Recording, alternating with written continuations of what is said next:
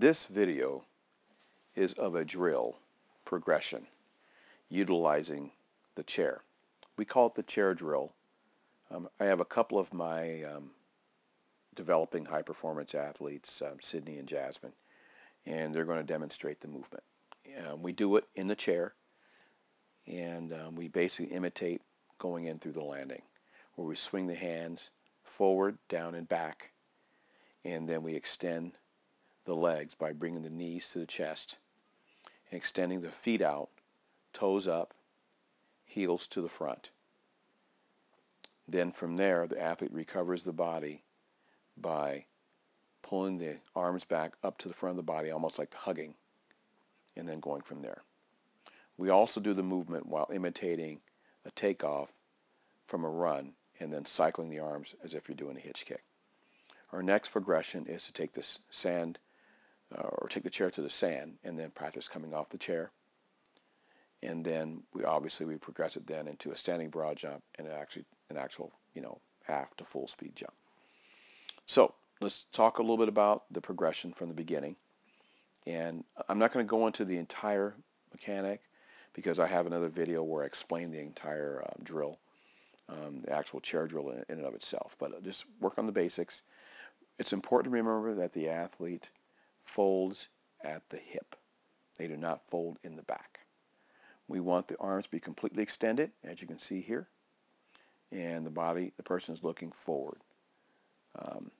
So what happens is, as the athlete folds at the hip, they're going to use their abdominal hip flexor strength to bring the knees to the chest, as you can see here.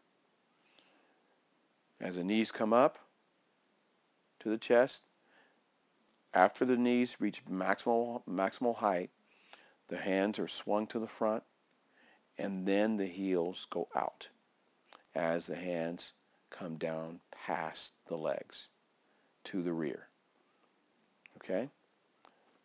Then from there, the heels go out to the front, the legs extended almost completely straight, and the ankles are within 2 to 6 inches apart.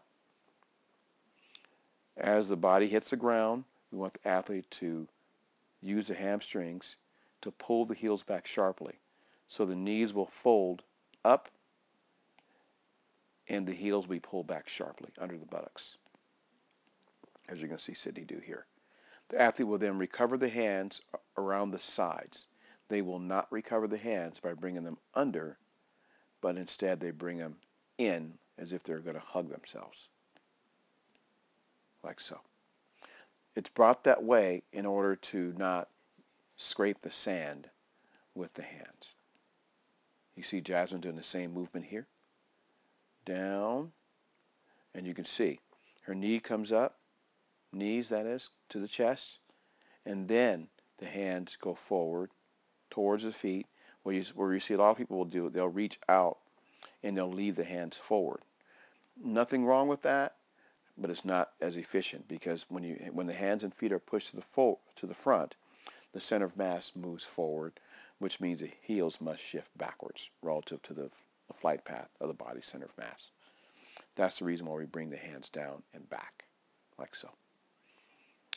As the heels touch the sand, the hands should be back, as you can see here in Jasmine's case.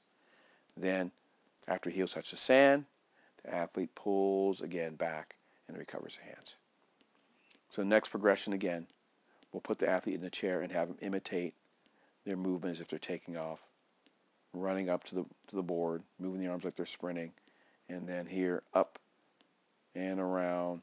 Obviously the legs aren't moving because the athlete's imitating I'd have them do that with their eyes closed, and they basically do an impression or impersonation, for lack of a better term, as if they're actually jumping. And they want to visualize actually jumping, getting out, and then pulling in sharply, like so.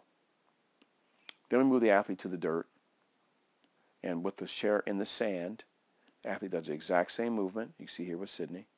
Then once they're there, rather than pulling the heels back beneath the buttocks, per se, you are going to still pull the heels, but as you pull the heels, you're going to shift the hips to the front, trying to get yourself in position to be able to cover that jump. You won't be able to do it completely because you don't have enough speed, but the concept will be the same. We want to get the athlete used to putting the butt in the hole that the heels made. Then from there, we put the athlete in a standing broad jump position. They do the exact same movement. Take a standing broad jump, and once they're up, they then curl the body by folding at the hips.